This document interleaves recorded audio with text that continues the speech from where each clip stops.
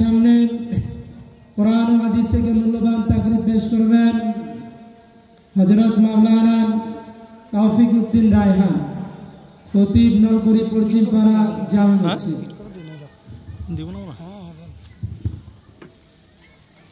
আসসালামু আলাইকুম ওয়া রাহমাতুল্লাহি ওয়া বারাকাতুহু। ইন্নাল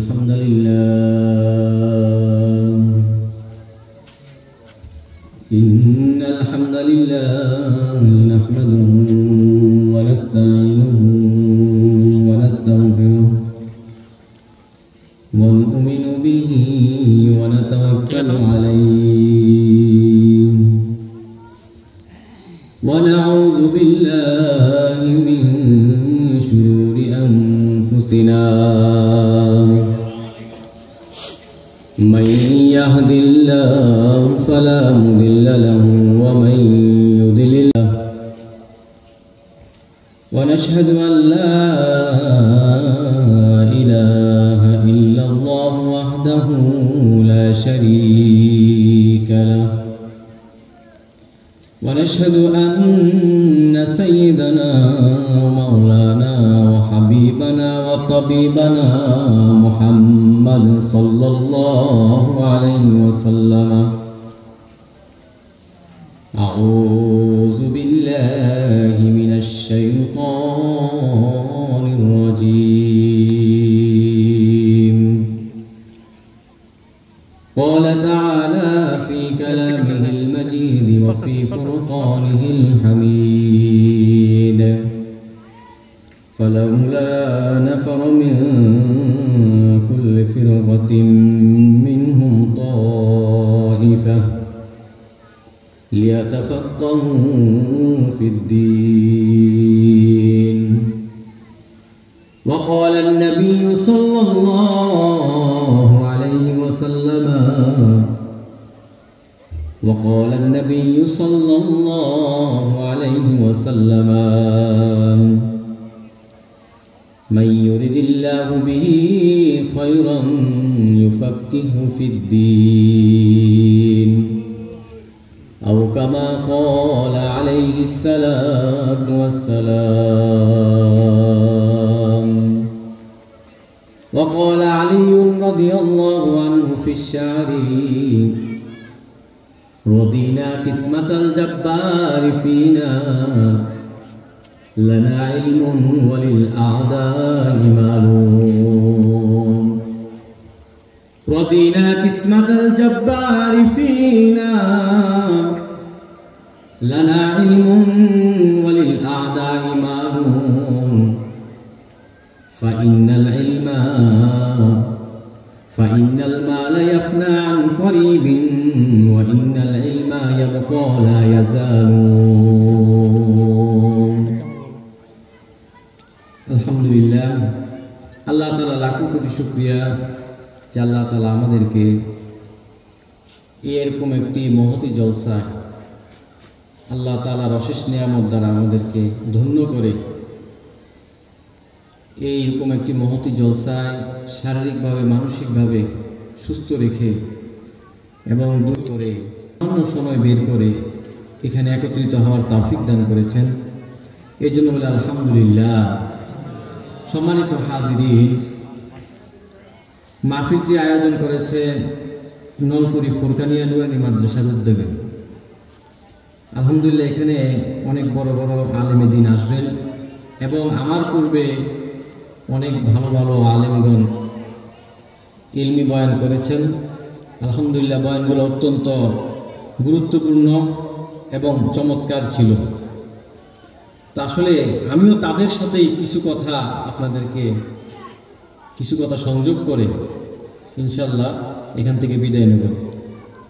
সম্মানিত হাজিরিন, আগে একটা কথা, সেটা হচ্ছে আমাদের উস্তাদ বলতেন যে এলাকায় কনসার্ট হয়, কনসার্ট তো বোঝেন, মানে একটা গানের আয়োজন হয়, হ্যাঁ, বাদ্যযন্ত্র দিয়া গানের আয়োজন হয়, কনসার্ট হয়, ডিজে পার্টি হয়, ওই এলাকায় অ্যাকশন হয়, ওই এলাকায় অ্যাকশন হয়। আর যে এলাকায় মাহফিল হয় আল্লাহ রাসূলের হাদিসের কোরআনের কথা হয়, সে এলাকায় রিয়েকশন হয়। কথা বুঝেন নাই? কারণ কনসার্ট করে, ডিজে পার্টি করে আল্লাহ থেকে দূরে সরানোর জন্য, ফজর নামাজ কাজা করানোর জন্য, নামাজ থেকে দূরে সরানোর জন্য, কথা বুঝতেছেন, বেহায়াপনাকে বৃদ্ধি করার জন্য, ছড়িয়ে দেওয়ার জন্য এটা ছড়িয়ে যায় কনসার্ট করবে। আর মাহফিল করা হয় কেন? বান্দার সাথে আল্লাহর সম্পর্ক তৈরি করার জন্য, নামাজের সাথে বান্দার সম্পর্ক তৈরি করার জন্য, ইবাদতের পদ্ধতি বর্ণনা করে, ইবাদত কিভাবে করবে, স্বাদ কিভাবে উপভোগ করবে সেই বর্ণনা করে মানুষকে ইবাদতের সাথে সম্পর্ক করার জন্য। তো কি হয়? তো কনসার্ট যেটা করছে এটা ঠিকই সুফল হয়। কনসার্টে করার যারা অংশগ্রহণ করছে তারা গান শুনে নামাজ থেকে দূরে থাকে, হ্যাঁ, নিজের দিনদারি ভুলে যায়। কিন্তু বিপরীতে যারা ওয়াজ মাহফিল শুনে বা যে এলাকায় ওয়াজ হয়েছে ওই এলাকায় সকালে ফজর নামাজে মুসল্লি পাওয়া যায় না। এটা রিয়েকশন না? তাহলে আমরা প্রথমে নিয়ত করি, এই মাহফিলে আমরা যারা বসছি ইনশাল্লাহ আমরা সবাই ফজরের নামাজ পড়ব। হাত তুলুন। আচ্ছা, 2 নম্বর কথা, আমরা যারা এখানে বসছি যে আমি এই কথাটা শুনছি এটাতে আমল করব। একটা কথা জীবন পাল্টায় দিতে পারে না? এটা সুন্দর একটা ঘটনা আছে। ঘটনাটা এরকম, রাসূলুল্লাহ সাল্লাল্লাহু আলাইহি সাল্লাম যখন ইসলামের দাওয়াত দিতেছিলেন তখন এক সাহাবী, তিনি তখন সাহাবী না, তিনি মক্কার কাফেরদের মধ্যে একজন সাধারণ কাফের ছিলেন। তো ওই সময় মক্কার কাফেররা, সর্দার যারা, তারা এটা প্রচার করত, সাবধান, মুহাম্মদের কথা শোনো না, কারণ সে একটা জাদুঘর, তার কথা কানে নিও না, তার কথা কানে নিলে স্বামী স্ত্রী থেকে আলাদা হয়ে যায়, মাতা পিতা 2জন সন্তান থেকে আলাদা হয়ে যায়, ভাই থেকে আলাদা হয়ে যায়, তার সামনে যাইও না, সে কি জাদুঘর। এখন তোমরা কি করবা? কানে হাত দিয়ে রাখবা। তো ওই যে সাধারণ যে কাফেরের কথা বলতেছিলাম, উনি সাহাবী পরবর্তীতে হয়েছেন, তো উনি বলতেছে আমি হাত দিয়ে মসজিদে নববীর সামনে দিয়ে যাচ্ছিলাম। ওই দিন আবার সমস্যা হয়েছে কি, ওই লোকের স্ত্রীর সাথে ঝগড়া হয়েছে। ঝগড়া প্রতিদিনই হয়, স্বামী স্ত্রী ঝগড়া হয় না? তো ঝগড়া হয়েছে, এখন ওই লোক ঝগড়া করে বাড়ি থেকে বের হয়েছে, মসজিদে নববীর সামনে দিয়ে যাইতেছে, রাসূলের একটা কথা যাতে না শুনে এই জন্য কানে হাত দিয়ে রেখে দিছে। ঠিক মসজিদে নববীর সামনে গিয়ে আল্লাহর হুকুম, সে আচার গায়ে পড়ছে, কইরা কানের থেকে হাত সরে গেছে। তখন রাসূল একটা কথা বললেন যে যখন একসাথে মুমিনরা বসে খাবার খায় তাদের মধ্যে ভালোবাসা বৃদ্ধি পায়। কি বৃদ্ধি পায়? কি করলে? একসাথে খাবার খেলে ভালোবাসা বৃদ্ধি পায়, একসাথে খাবার খাওয়া সুন্নত। এই কথাটা শোনার পর ওই লোকে বলল, একটা কথা তো শোনা হয়ে গেল, তোলে দেখি এটার সুফল আছে কিনা। তো বাড়িতে গেছে, বাড়িতে গিয়ে বউরে বলতেছে, বউ খাবার আনো। তো খাবার আনছে। খাইতে বসো। না আমি খাইতে বসবো না। খাইতে বসতে হবে, বসতেই হবে। বউ বলতেছে আমি বসবো না। এরকম করতে করতে শেষে বউ স্বীকার করছে যে এই খাবার আমি বিষ মিশিয়েছি। তখন ওই সাহাবী বলল, ওই লোক বলতেছে যে আমি রাসূলের একটা কথা শ্রবণের দ্বারা আমার জীবনটা রক্ষা পেল, আমি যদি তার প্রতিটা কথা আমার জীবনে ফিট করতে পারি তাহলে আমার জীবনে কি পরিবর্তন ঘটবে এটা তো ইয়াত্তা নাই। সে সাথে আল্লাহর নামে রাসূল সাল্লাল্লাহু আলাইহি ওয়াসাল্লামকে নবী হিসেবে সাক্ষী দিয়ে মুসলমান হয়ে গেছে। এখন আমরা যারা বসছি, বলেন কি নিয়তে বসছি? আমলের নিয়তে। কি নিয়তে বসছি? আমলের নিয়তে। তো আল্লাহ তাআলা আমাদেরকে যে কথাগুলো হবে, প্রথমে আমাকে, তারপর আপনাদেরকে আমল করার তৌফিক দান করুন। সবাই বলে আল্লাহুম্মা আমিন। সম্মানিত হাজিরিন, সময় কম, বেশি নেই সময়। এই সংক্ষিপ্ত সময়ে গুরুত্বপূর্ণ 2-1টা কথা বলে আমি ইনশাল্লাহ এখান থেকে বিদায় নেব। আমি আজকের আলোচ্য বিষয়টা নিয়েছি ইলমে দ্বীন এবং আলেমদের গুরুত্ব ও ফজিলত। ইলমে দ্বীন কেন প্রয়োজন এই সমাজের মধ্যে, আলেমের কেন প্রয়োজন এই সমাজের মধ্যে, আমি আজকে এই নিয়ে 2-4টা কথা বলবো ইনশাল্লাহ।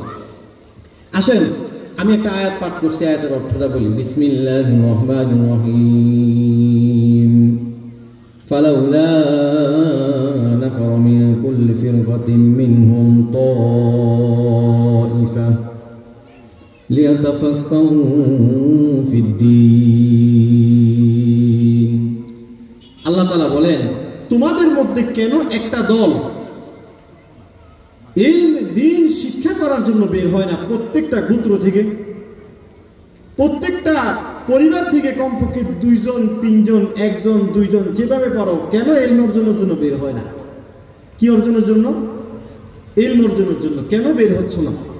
তো কি এটা সুফল কি, এটা ফলাফল কি? তো আল্লাহ তাআলা বলতেছেন, ওয়ালিউনজিরু কওমাহুম ইযা রাজাউ ইলাইহিম লাআল্লাহুম ইয়াহযারুন, যাতে করে ওই সন্তানরা যারা পরিবার থেকে চলে গেছে, ওই সকল ছেলেরা, ওই সকল মেয়েরা যারা এলাকা থেকে ইলমি দ্বীন শিক্ষার জন্য গিয়েছে, তারা যখন তাদের সম্প্রদায়ের কাছে আবার ফিরে আসবে, তাদের পরিবারের কাছে ফিরে আসবে, তারা তখন এসে তাদের পরিবারকে সতর্ক করবে আল্লাহর গজব সম্পর্কে, সুসংবাদ দিবে আল্লাহর নিয়ামত সম্পর্কে।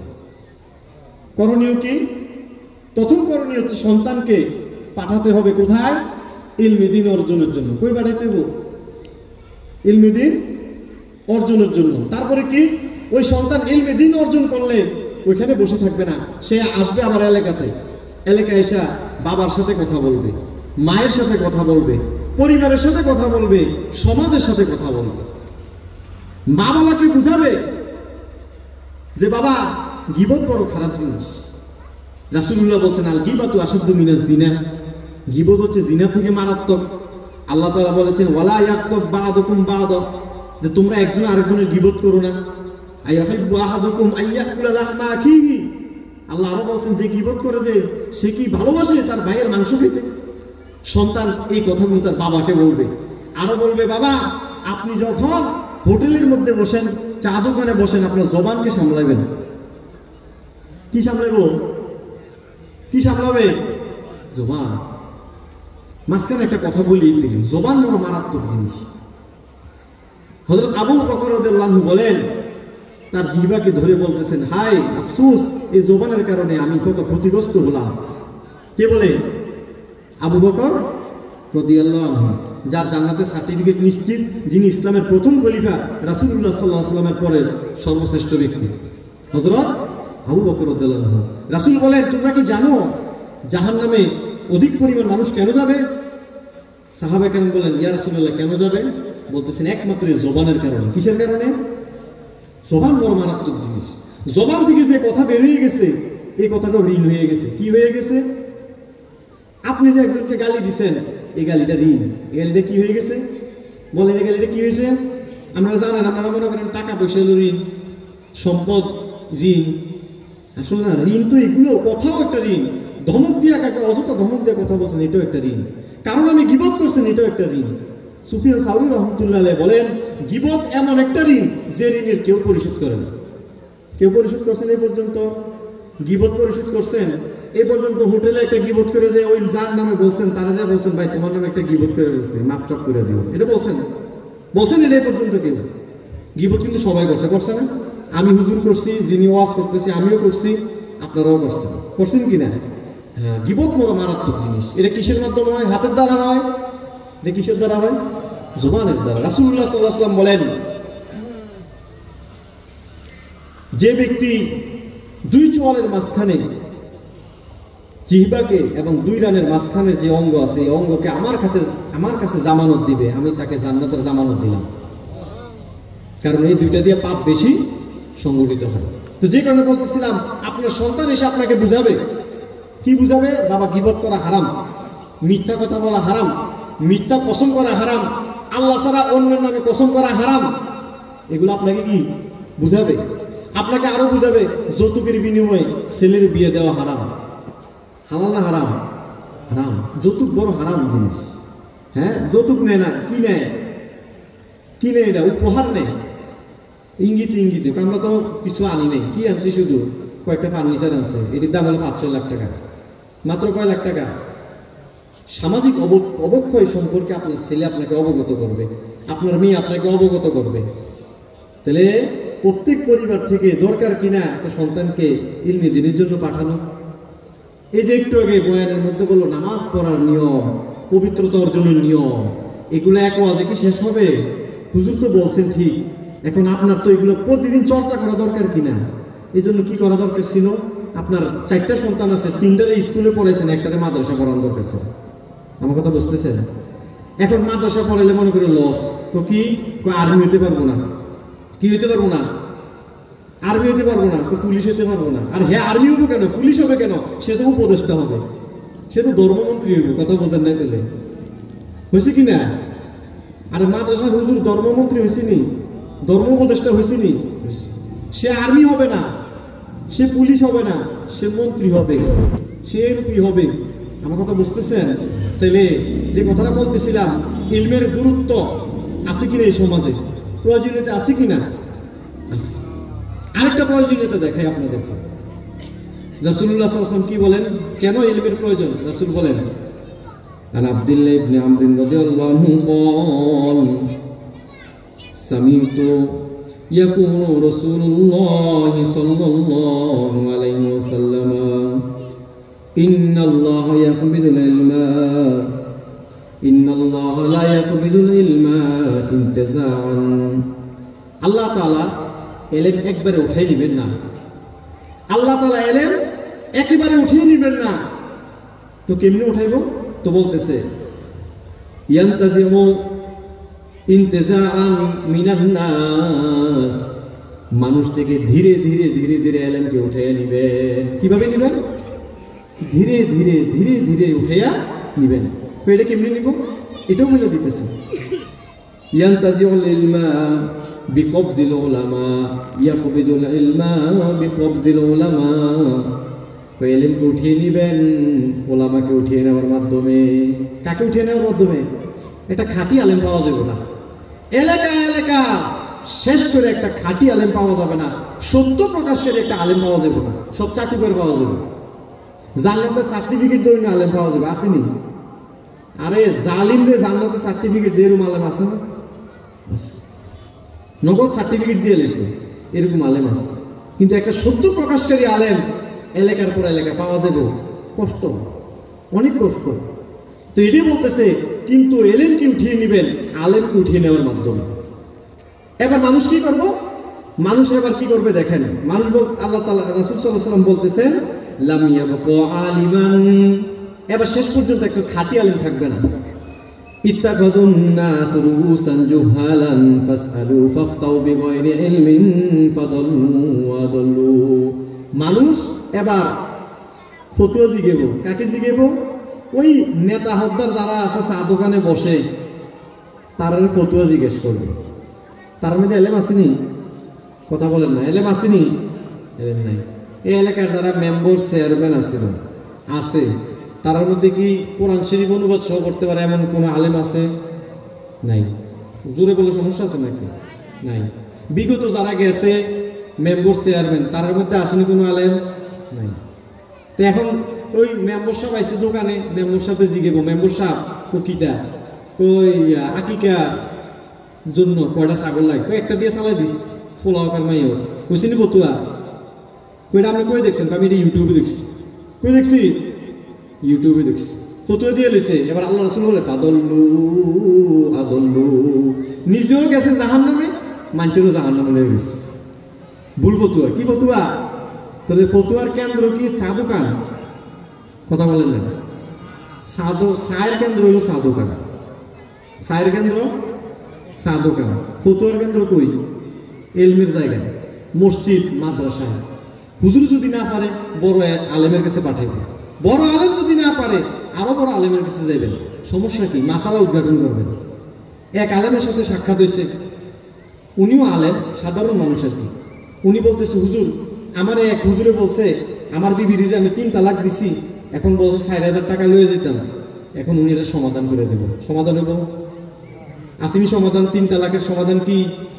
3 তালাকের সমাধান কি? আল্লাহ তাআলা বলে হাত্তা তানকিহা যাওজান গায়রহু। এই মহিলা 3 তালাক যারা দিছ, সে যে আরেক স্বামীর সাথে সংসার করতে হইব, ওই স্বামী ইচ্ছা করে তালাক দিতে হইব, ইচ্ছা করে, প্রয়োগ করে না, ইচ্ছা করে তালাক দিতে হইব। তালাকের পরে আবার প্রথম স্বামীর কাছে যাবে যদি তালাক দেয়। আরো কাহিনী আছে। আরো কি আছে? তো হুজুর কি কাহিনী? আরো কাহিনী হচ্ছে, হাদিস শরীফের মধ্যে আসছে, ইমরাতের একজন মহিলা ছিল। ওই মহিলা প্রথম এক স্বামীর সাথে সংসার ছিল, ওই স্বামীর এসে তালাক দিছে। ওই স্বামী তাকে তালাক দিছে 3টা। কয়টা? কিছুদিন পরে সে এক এক পুরুষকে বিয়ে করছে, ওই পুরুষের নাম রেফা। তো এই রেফার স্ত্রী হয়ে গেছে সে। এখন রাসূলের কাছে যাই বলতেছে, ইয়া রাসূলুল্লাহ, আমার প্রথম স্বামী আমাকে 3 তালাক দিচ্ছে, আমি এখন রেফার সাথে বিয়ে করছি। এখন রেফাকে তো আমি অক্ষম পাইছি। কি পাইছি? অক্ষম। আমার আঁচলের কাপড়ের আঁচলের মতো। এখন আমি কি করবো? সে তালাক দিলে আমি প্রথম স্বামীর কাছে যেতেছি। রাসূল বলে না, রাসূলুল্লাহ কখনোই না, হাত্তা লা তাযুকি উসাইলাতাহু ওয়া ইয়াযুকু সাইলাতাকি, যতক্ষণ না সে তোমার মধু খাবে, তুমি তার মধু খাবে, মানে বুঝছেন নি, ততক্ষণ পর্যন্ত তোমাদের এই তালাক বিচ্ছিন্ন হওয়া হালাল হবে না। দেখেন কথা কত ক্রিটিক্যাল। আর আমরা হুজুরের কাছে 4000 টাকা ফোন করছে, 4000 টাকা দিয়ে সমাধান করে দিব। তাহলে ফাদল্লু আদল্লু, বলেন ফাদল্লু আদল্লু। নিজেও গেছে, মানুষেরও নিছে, নিজেও গেছে, মানুষেরও নিছে। এই কারণে একটা ভালো আলেম তৈরি করার জন্য এলাকা থেকে ছেলে পাঠানো লাগবে না। কোথায় পাঠাবেন? যেখানে এলমের চর্চা আছে। কথা বোঝেন নাই? আপনাদের ধুলিপাড়ার মধ্যে বিশাল বড় এক আলেম ছিল, নাম কইতে পারবেন নি? বাবা হুজুর, মুনতাজুল করিম বাবা হুজুর, বিশাল বড় রত্ন, চলে গেছেন। এই এলাকার নলকুড়ি থেকে হতে পারে না? হতে পারেনি। আরে আলেমের মর্যাদা আল্লাহ তাআলা, রাসূলুল্লাহ সাল্লাল্লাহু আলাইহি ওয়াসাল্লাম বলেন যে ফাদলুল আলিমি আলাল আবিদি কা ফাদলিল কমারি আলা সাইরিল কাওয়াকিবি, সমস্ত তারার মধ্যে চাঁদের যে ফজিলত, চাঁদের যে শ্রেষ্ঠত্ব, একটা আলেমের মর্যাদা সমস্ত আবেদের চেয়ে বেশি। এরকম ফজিলত, এরকম মর্যাদাপূর্ণ। আমার কথা বুঝতেছেন? রাসূল আরো বলেন যে একটা শয়তান আসাদু আলা শাইতানি মিন আলফি আবিদিন, যে একটা আলেমকে ধোঁকা দেওয়া শয়তানের জন্য এত কষ্ট, 1000 আবেদরে ধোঁকা দিতে অত কষ্ট নেই। তাহলে আলেম ছেলে দরকার আছে কিনা? আছে না? অবশ্যই লাগবে, অবশ্যই একটা আলেম ছেলে লাগবে। কারণ আমরা ইবাদত করতেছি, মনে করতেছি আমার ইবাদত হয়ে যেতেছে না, আমার ইবাদতের ভুলগুলো আমার ছেলে ধরাই দেবে। সুদের নাম দিছে মুনাফা। সুদের নাম কি দিছে? মুনাফা। আর কথা বলছেন নি, মুনাফা তো লাভ, সুদর তো লাভ। সুদ কথা কইলে কেমন যেন লাগে না? এর নাম দিছে কি? মুনাফা। আরে কি সুন্দর, চমৎকার, দেখছেন? হ্যাঁ, সাবধান থাকতে হবে। এটা কে সাবধান করে দিবে? আপনার সন্তান। কোন সন্তান? যেটা এসএসসিতে পড়তেছে এটা না, এটা এসএসসিতে মুনাফার অঙ্ক করে। কিসের অঙ্ক করে? মুনাফা। 10 কেজি দুধের সাথে যদি 20 কেজি পানি মিশায়, কয়টি আর মুনাফা হইতে পারে? আর কথা বুঝতেছেন না? হ্যাঁ, পানি মিশানোর অঙ্ক করতেছে, আছে না? আছে। আর আপনার ওই যে ছেলে একটা পড়তে আছে, সে আপনাকে এসে বলবে আহাল্লাল্লাহু বাইয়া ওয়া হারামার রিবা। বাবা, আল্লাহ তাআলা ব্যবসাকে হালাল করেছে, সুদকে হারাম করেছে। আমার কথা বুঝতেছেন? আমার কথা বুঝতেছেন নি? হ্যাঁ, এটার জন্য বিজ্ঞ আলেমের প্রয়োজন কিনা? আমার আপনার একটা সন্তানকে আমি মাদ্রাসায় পড়াবো। কোথায় পড়াবো? মাদ্রাসায়। মাদ্রাসায় পড়ালে কি ফায়দা হবে? মাদ্রাসায় পড়ালে ফায়দা হবে, এই ছেলেটা নাস্তিক হবে না। কি হইব না? কথা বলেন, কি হবে না? নাস্তিক হবে না। তাহলে এই আলেমের প্রয়োজন আছে কিনা সমাজে? সমাজে আলেমের প্রয়োজন আছে। আপনি মারা যাবেন, সবার একটা আশা, আমি মারা যাবো, আমার জানাজা দিব কে? আমার সন্তানে। কে দিব? আমার সন্তানে। কত বড় সোনাম ধন্য সেই বাবা, কত ধন্য সেই বাবা, যে বাবার সন্তান হাফেজে কোরআন আলেম, হ্যাঁ, সে তার বাবার জানাজা দিতেছে। কত বড় ধন্য না? এরপরে আসেন এবার আলেমের মর্যাদা কি? আলেমের মর্যাদা আল্লাহ তাআলা কোরআন মাজিদের মধ্যে বলতেছেন, ইয়ারফাউল্লাহুল্লাযীনা আমানু ওয়াল্লাযীনা উতুল ইলমা দারাজাত। আল্লাহ তাআলা বলেন, যারা ঈমান এনেছে তাদের মর্যাদা আমি বাড়িয়ে দিয়েছি, আর এবং ঈমান যারা এনেছে এবং এলেম যারা অর্জন করেছে তাদের মর্যাদা আরো বাড়িয়ে দিয়েছি। এলেম একটা হচ্ছে ঈমান আনছে, মর্যাদা বাড়িয়ে দিয়েছে, প্লাস এলেম অর্জন করছে তাদের মর্যাদা আরো বাড়াই দিচ্ছে। আমার কথা বুঝেন নাই? একে হচ্ছে ঈমান আনছে, মর্যাদা আল্লাহ বাড়াই দিয়েছে, কাফেরের তো ঈমানদার শ্রেষ্ঠ। সাথে সাথে আবার এলেম অর্জন করছে, তার মর্যাদা। রাসূলের জমানায় সাহাবী ছিল না? অনেক ক্যাটাগরি সাহাবী ছিল, কিন্তু বলেন তো দেখি শ্রেষ্ঠ সাহাবী কারা ছিল?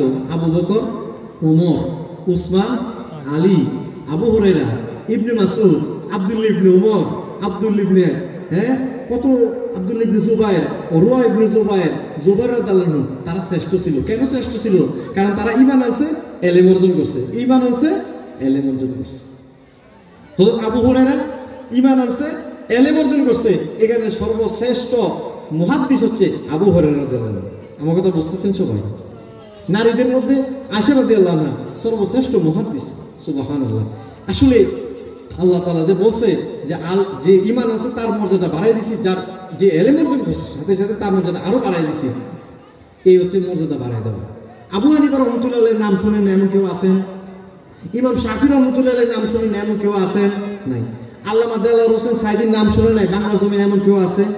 আল্লামা আহমদ শফী সাহেব রাহমাতুল্লাহ আলাইহির নাম শুনেন এমন কেউ আছে? নাই। এরকম অনেক বড় বড় আল্লাহওয়ালা আছেন, তারা কি আপনাদেরকে টাকা দিয়ে গেছে যে আমার নামটা মনে রেখো? কথা বলেন নাই, দিয়ে গেছে? দিয়ে নাই। বরং তারা এলিমের কারণে আজকে আমাদের মধ্যে জীবিত, আমাদের মধ্যে তাদের নাম ছড়াই আছে, তারা শ্রেষ্ঠত্ব লাভ করছে। এই কারণে কবি কত সুন্দর করে বলতেছেন। কবি বলেন আল জাহিনুনা ফামাউতুন ক্বাবলা মাউতিহিম ওয়াল আলিমুনা যারা অজ্ঞ মূর্খ, সে ধনী হইলেও মরে গেছে, মৃত। সে যদিও জীবিত, সে মৃত। দেখেন অনেক মূর্খ মানুষ, টাকার মালিক, মারা গেলে হ্যাঁ কেউ স্মরণ করে না। টাকার মালিক আছে এমন কেউ স্মরণ করে? এখন কেউ স্মরণ করে না। কিন্তু অপরদিকে আলেমরা জীবিত, যদিও তারা মৃত্যুবরণ করে। কারণ কি? তাদের নাম প্রত্যেক জুমায় নেওয়া হয়, প্রত্যেক মাহফিলে নেওয়া হয়, প্রত্যেক হাদিসের দর্শে নেওয়া হয়, তাফসিরের দর্শে নেওয়া হয়। ছাত্র শিক্ষকের সামনে, শিক্ষক ছাত্রের সামনে কি নিতেছে? তাদের নাম নিতেছে, কারণ তারা জীবিত। অতএব আপনার সন্তানকে আপনি শ্রেষ্ঠদের তালিকায় আনবেন না? আপনি নিয়ত করেন, এখানে বসে নিয়ত করেন আমার 3টা সন্তান আছে, একটার আমি মাদ্রাসায় দেবো।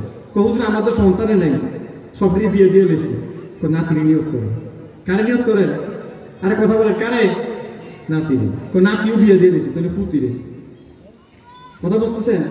কহুতুর আমার আমি তো বিয়েই করি নাই, তো আপনার বাইরে। কথা বুঝেন নাই? কহুতুর আমি বিয়ে করছি, আমার তো সন্তান নাই, তাহলে আপনার শালা টালা আছে, এরা না। নিয়ত করেন একজনকে আপনি কি বানাবেন? আলেম বানাবেন। ঘরের কয়জনকে আলেম বানাবেন? একজনকে টার্গেট করেন, তাদেরকে শ্রেষ্ঠ তালিকা নিয়ে নেবেন। কিসের তালিকায়? শ্রেষ্ঠ। আল্লাহ তাদেরকে শ্রেষ্ঠত্ব দান করছেন। আল্লাহ তাআলা আরো বলেন ইন্নামা ইয়াখশাল্লাহা মিন ইবাদিহিল উলামা। দেখেন আল্লাহরে ভয় করে অনেকেই আছে, কিন্তু আল্লাহ একবারে বিশেষভাবে বর্ণনা করতেছেন যে একমাত্র আল্লাহকে ভয় করে যারা আলেম। যারা কি আলেম? আলেম আল্লাহকে ভয় করে। আলেম চিনার আরেকটা আলামত হচ্ছে সে আল্লাহকে ভয় করে। বলেন আলেম চিনার অন্যতম আলামত কি? সে কাকে ভয় করে? এখন তো অনেক আলেম বাড়িছে, হুজুর আলেমের শেষ নেই। এক আলেমে এক্ষুনি এক স্টেজে এক কথা কইছে, আরেক আলেমে আরেক কথাকে স্টেজে রয়ে। কথা বুঝতেছেন? তাহলে আপনি চিনবেন কিভাবে? যার মধ্যে আল্লাহর ভয় আছে। বলেন যার মধ্যে কি ভয় আছে? এখন আমরা এখানে যারা আছি, সময় শেষ, আমরা নিয়ত করে নিই আমরা আমাদের সন্তানদেরকে কি বানাবো? আলেম বানাবো। সর্বশেষ আমাদের একটা করণীয় আমি বলে দেব। রাসূলুল্লাহ সাল্লাল্লাহু আলাইহি ওয়াসাল্লামের হাদিস থেকে আমি করণীয়টা বলতেছি, সবাই খুব শুনেন ভালো করে। ইজা মাতাল ইনসানু ইনকাতা আনহু আমালুহু ইল্লা মিন সালাসাতিন ইল্লা মিন সাদাকাতিন জারিয়াতিন ইলমুন ইউনতাফাউ বিহি ওয়ালাদুন সালিহুন ইয়াদউ লাহু। মানুষ যখন মারা যায় সব দরজা বন্ধ হয়ে যায়। সব দরজা কি হয়ে যায়? সব দরজা কি হয়ে যায়? সব দরজা বন্ধ হয়ে যাবে। মারা গেলে রোজা রাখতে পারবেন? সাদকা দিতে পারবেন? না। যাকাত দেওয়ার সুযোগ আছে? নাই। হজ করার সুযোগ নাই। তাসবিহ করার সুযোগ? না, কোনো সুযোগ নাই। তবে 3টা সুযোগ আল্লাহ তাআলা রাখছেন। কয়টা সুযোগ? কয়টা সুযোগ? এক নাম্বার কি? এক নাম্বার হচ্ছে সাদাকাতুন জারিয়াতুন, সদকায়ে জারিয়া। এটা আমরা সবাই মোটামুটি জানি। 2 নাম্বার কি? 2 নাম্বার হচ্ছে ওয়ালাদুন সালিহুন ইয়াদউ লাহু। একটা নেককার সন্তান রেখে গেছেন, এই সন্তান আপনার লিয়ে দোয়া করে। এবার 3 নাম্বার কি?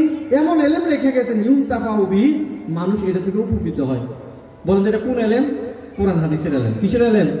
শেষে যে 2টা বলছি, একটা হচ্ছে নেককার সন্তান, একটা হচ্ছে এমন এলেম রেখে যাওয়া যে এলেমটা উপকারে আসে। এটা কিসের মাধ্যমে হবে? কিসের মাধ্যমে হবে? ইলমি দ্বীন শিক্ষার মাধ্যমে। বলেন কিসের মাধ্যমে হবে? ইলমি দিন শিক্ষার। কারণ আপনি এমন এক সন্তান রেখে গেছেন, এই সন্তান আজীবন কনসার্টে ছিল, এই সন্তান আজীবন ইংলিশ মিডিয়ামে পড়াশোনা করছে, হ্যাঁ সূরা ফাতিহা পারে না, হ্যাঁ যে কবর সূরা ফাতিহা পড়তে পারবো? কি বলেন, সূরা ফাতিহা পড়তে পারবো? এই কারণে ভাইজান, আপনি তো রাব্বির হামহুমা কামা রাব্বায়ানি সগীরা বলেন, আপনার সন্তানকে শিখেছেন, এই কারণে মারাত্মক এক অবস্থার সম্মুখীন হইতে হবে। আরেকটা দায়িত্ব আপনাদেরকে বলে দেয় হাদিসের আলোকে, করণীয় বলতেছি। আরেকটা হচ্ছে কি, রাসূলুল্লাহ বলেন কুন আলিমান, তোমরা আলেম হও। কি হও? তো আমরা তো আলেম হইতে পারেননি, পারছেননি। এবার আল্লাহ রাসূল দ্বিতীয় অপশন করতেছে, আও মুতাআল্লিমান, আলেমের ছাত্র হও। আলেমের কি হও? ইমাম সাহেবের কাছে যে মাসালা জিজ্ঞেস করে, হুজুর আমার এরকম একটা সমস্যা আছে, আপনি ছাত্র, আপনি কি হয়ে গেছেন? কি হয়েছেন বলেন? আপনি একটা হুজুরে যে ওয়াজের মধ্যে বসছেন, আপনারা ছাত্র হয়ে গেছেন। কি হয়ে গেছেন? একটু হুজুরে যা শিখে গেছে, আপনারা ছাত্র না? ছাত্র হয়ে গেছে। কোন আলিমান আও মুতাআল্লিমান, আলেম হও অথবা ছাত্র হও, 2 নাম্বার। 3 নাম্বার আও মুস্তামিয়ান, অথবা আলেমের ওয়াজ শ্রবণ করো, আলেমের মজলিসে বসো, বসে কি করো? আলেমের ওয়াজ শ্রবণ করো। 4 নাম্বার আও মুহিব্বান, অথবা আলেমকে ভালোবাসো। আলেমকে কি করো? ভালোবাসো। আলেমকে কি করো? ওয়ালা তাকুন খামিসান, সাবধান, কয় নাম্বার হইও না? 5 নাম্বার হইও না, আলেমের শত্রু হইও না। আল্লাহ তাআলা আমাদেরকে যে কথাগুলো বলেছে, এই কথাগুলো করে আমল করার তৌফিক দান করুন। ওয়া আখিরু দাওয়ানা আলহামদুলিল্লাহি রাব্বিল আলামিন।